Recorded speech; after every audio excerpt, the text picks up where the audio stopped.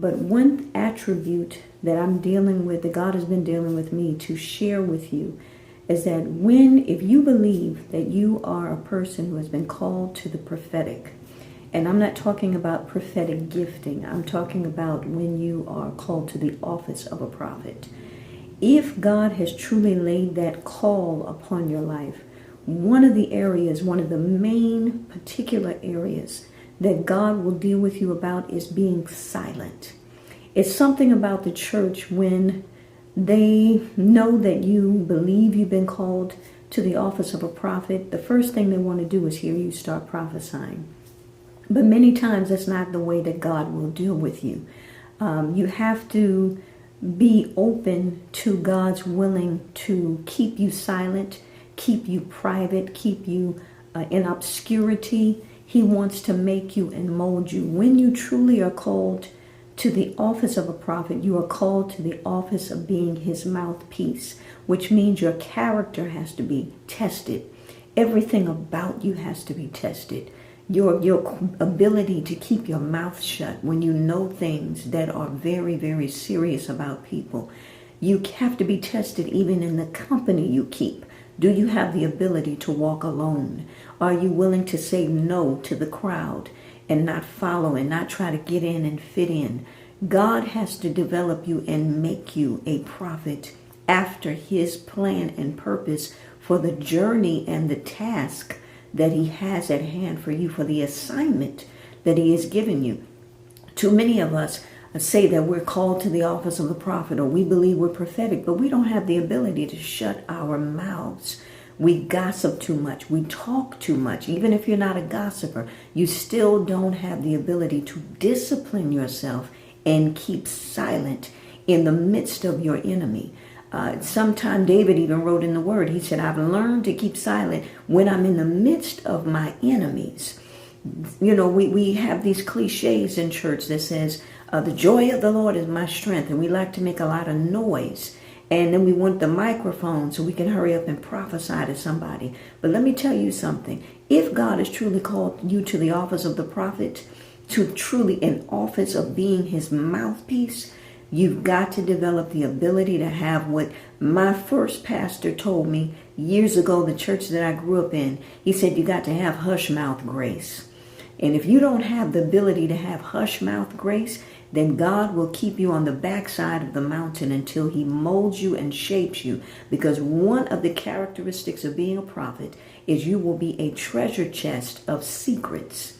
You have to know things that God knows and have the ability to hush your mouth and not even show what it is you know about certain people or certain situations.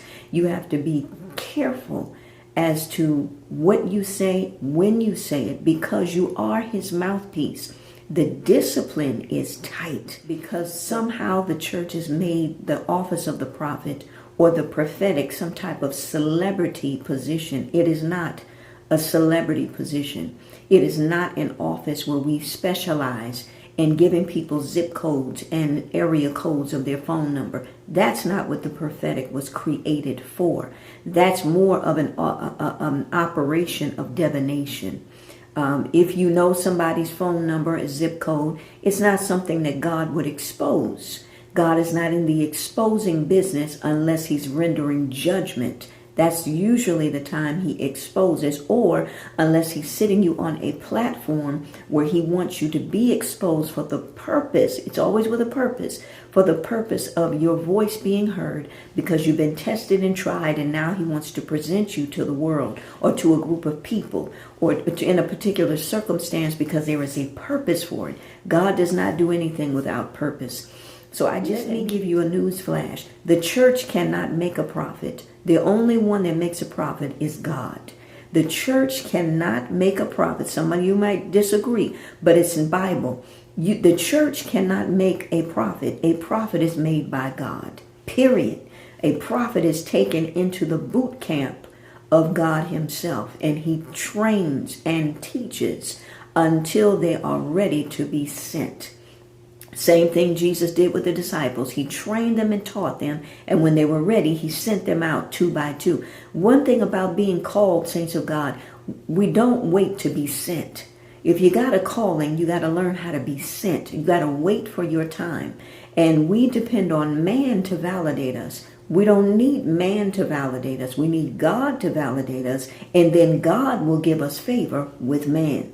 If you're waiting for man to validate you and assuming that man's validation is God, you will be sorely displaced. You will be greatly disappointed. You probably will be even used, manipulated, and controlled because you look to man to validate what God gave you.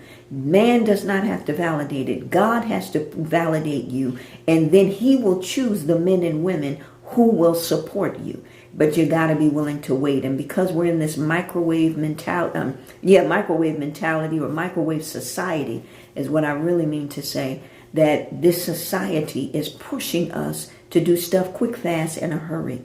Don't let anybody push you in your call. Wait on the Lord, because if you get out there and you're not prepared, you will definitely fall. All right. I pray you receive this word because it is a Selah word. Get the quietness. Learn to be disciplined so that you have hush mouth grace and you can be trusted with the secrets of heaven. Things that God knows about people. He wants somebody he can trust, but he needs to know he can trust you with information, and wait on it until he tells you if you need to speak on it. Some things God will share with you he doesn't want you to say. The church will put pressure on you to prophesy. But there's some things God is giving you. It's not for you to prophesy about. It's just you developing the relationship with God, the camaraderie, so that God knows he has somebody he can talk to about things, and he can share his wisdom with you so that you can be built up and fortified, ready for the master's use, prepared unto every good work. All right, study to show thyself approved. All right, be ready for God. Go after God. Be hungry for him. Let him build you in that office. Let him make you ready. And not only just be called, but also pursue him so that you can be the chosen. Let's don't get it confused. Many are called, but few are chosen. That means when you're called, it doesn't automatically mean you're chosen. Calling is a default. It's automatic. God does that.